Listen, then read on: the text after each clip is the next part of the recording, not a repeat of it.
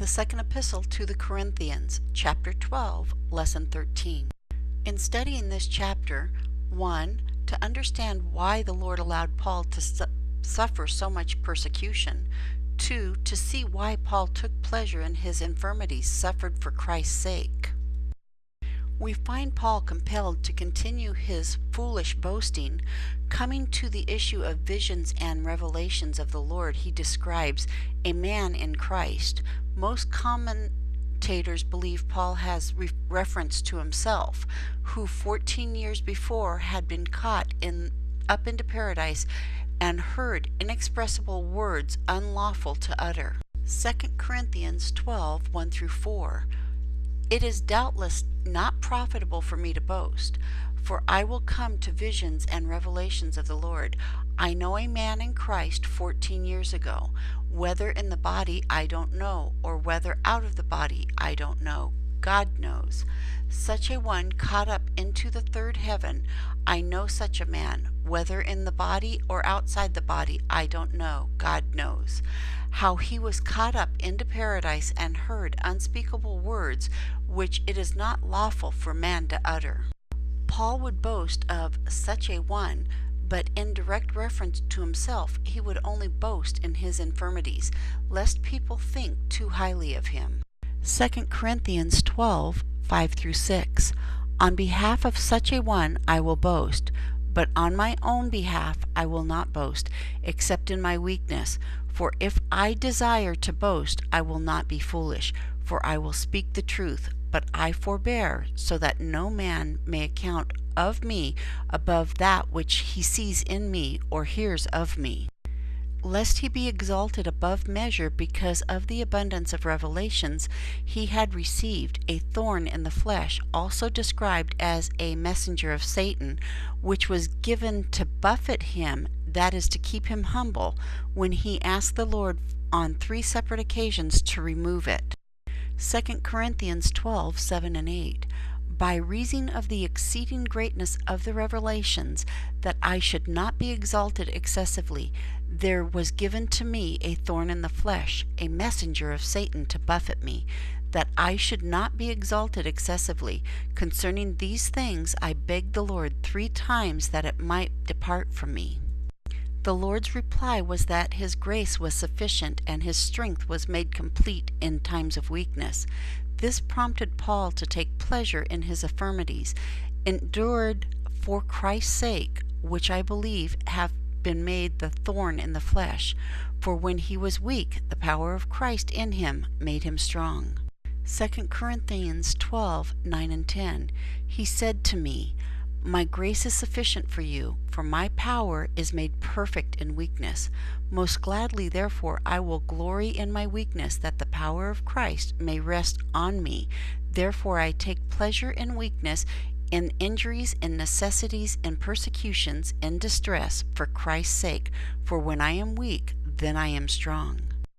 Paul's foolish boasting concludes with a mild rebuke for their compelling him to do it, for it is they who should have commended him.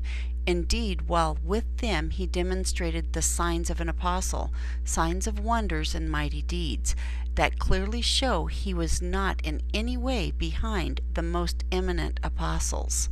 2 Corinthians 12, 11-12. I have become foolish in boasting. You compelled me, for I ought to have been commended by you. For in nothing was I inferior to the very best apostles, though I am nothing. Truly the signs of an apostle were worked among you in all patience, in signs and wonders and mighty works.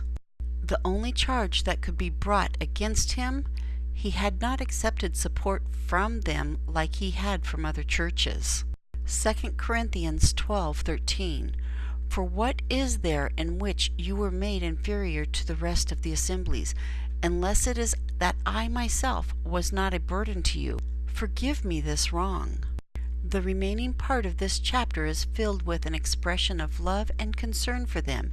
He explains again why he will not accept support from them.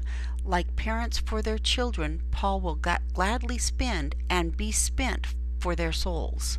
2 Corinthians 12, 14 and 15.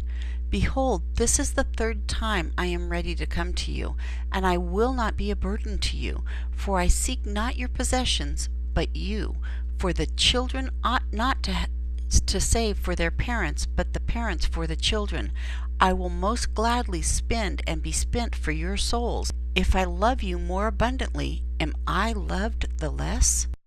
Neither he nor those he sent to them had taken advantage of them in any way, and sought to do all the things for their edification. 2 Corinthians 12:16 through 19.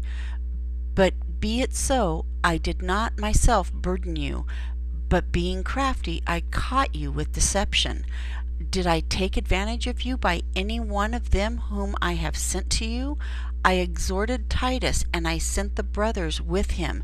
Did Titus take advantage of you? Didn't we walk in the same spirit? Didn't we walk in the same steps?